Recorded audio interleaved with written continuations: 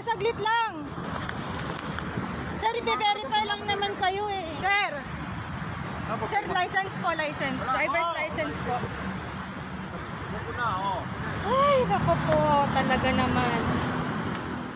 Linggo ng gabi nang dumaan sa may northbound lane bago ang Guadalupe Station ng EDSA Bus Carousel ang luxury vehicle na Cadillac Escalade na ito kahit na bawal.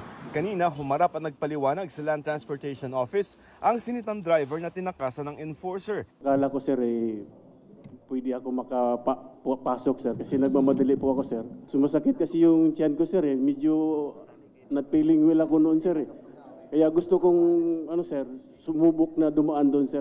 Tiniketa ng LTO at pinagmulta ng kabuang 9,000 pesos si Edpan. Naharap din siya sa patong-patong na paglabag tulad ng disregarding traffic signs dahil sa pagpasok sa busway at illegal use of protocol plate. Number 7 ng plaka ng ginamit niyang sasakyan na pang senador lamang dapat pero ayon sa LTO, peke ang plaka. Hindi amin yun eh.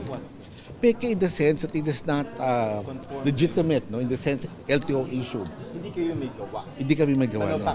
Sinabi rin ng LTO na rehistrado sa kumpanyang Orient Pacific Corporation ang sasakyan. We cannot confirm. The names of the directors and stockholders may be found in the SEC. It's a public record. And right now, we are not authorized to divulge their names due to their rights also. Privacy po. Hindi naman nila maipaliwanag kung bakit gamit nila ang plate number 7. Kinumpirma naman ng driver na 4 silang sakay ng luxury vehicle. Hindi siya kita sa video pero nakita ang katabi niya sa harap. Ang sumilip naman na nakaupo sa likod ay isa raw investor na ihahatid nila.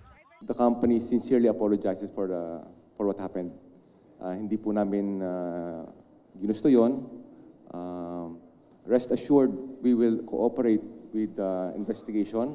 Ayon sa Land Transportation Office o LTO, sa mga nahuhuli sa EDSA busway ang mga driver lamang ang tinitiketan at may pananagutan at hindi ang kanyang mga sakay. Pero hindi naman nakalusot ang kumpanyang Orient Pacific dahil i-issuean sila ng LTO ng show cause order para imbestigahan ang karagdagang paglabag ng driver at ng may-ari ng sasakyan. Hihingi rin ng LTO sa Securities and Exchange Commission o SEC ng kanilang information sheet.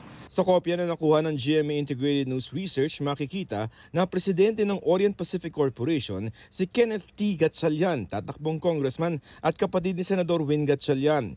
Hinihingan pa namin ng panig ang magkuya pero nung isang araw sinabi ni Senador Gatchalian na wala siyang puting Cadillac Escalade. Ang opisina niya sa inyo, yes. Para sa GMA Integrated News, Joseph Morong, ang inyong saksi.